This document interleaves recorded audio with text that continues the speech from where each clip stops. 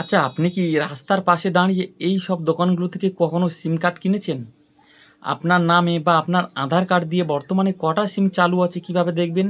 খুব সহজেই দেখা যায়। চলুন দেখা যাক কীভাবে দেখা যায়। দেখুন, কাজটি করার জন্য আপনি আপনার ফোনের গুগলে চলে আসবেন। গুগল ক্রোমে আসার পরে লিখবেন ট্যাপকপ। ট্যাপকপ লেখার পর দেখুন প্রথম যে লিঙ্কটি আসবে ওখানে একটি ক্লিক করবেন। ওখানে ক্লিক করার পরে দেখুন আপনার সামনে এইরকম একটি পপ আপ শো করবে। আপনি কি করবেন? স্ক্রল ডাউন করে নিচে আসবেন। নিচে এখানে আপনি আপনার মোবাইল নাম্বারটি দিয়ে লগ ইন করে নেবেন। মোবাইল নাম্বারটা দিয়ে লগ ইন করে নেওয়ার পরে দেখুন যে ক্যাপচার কোডটি আছে, ক্যাপচার কোডটি দেখে দেখে ফিল আপ করে নেব।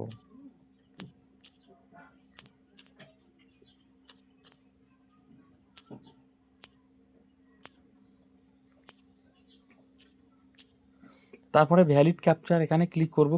ক্লিক করে নেওয়ার পরে দেখুন আপনার ওই ফোনে একটি ওটিপি আসবে। আপনি ওটিপিটা দেখে দেখে ফিল করে নেবেন।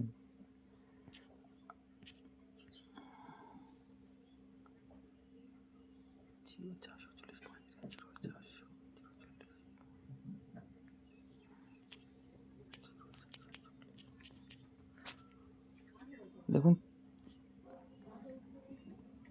দেখুন তারপরে লগ ইন করে নেব। লগ ইন করে নেওয়ার পরে দেখুন আপনার ওই আধার কার্ড দিয়ে বর্তমানে যতগুলো সিম কার্ড অ্যাক্টিভ আছে সবগুলো এখানে শো করবে। সবগুলো এখানে শো করবে। এবার এর মধ্যে যে নাম্বারটি আপনার না, দেখুন আপনি কী করবেন, নট রিকোয়ার্ড বা নট মাই নাম্বার এখানে ক্লিক করবেন। এই টিক বক্স একটি বক্স আছে, ওখানে ক্লিক করবেন। ক্লিক করে যে নাম্বারটি আপনার না সেটি নট রিকোয়ার্ড সিলেক্ট করবেন। সিলেক্ট করে নেওয়ার পরে অটোমেটিকলি যদি আপনার নাম্বারটি না হয় ওটা, তাহলে ওটি নাম্বারটি অটোমেটিকলি ব্লক হয়ে যাবে বা বন্ধ হয়ে যাবে।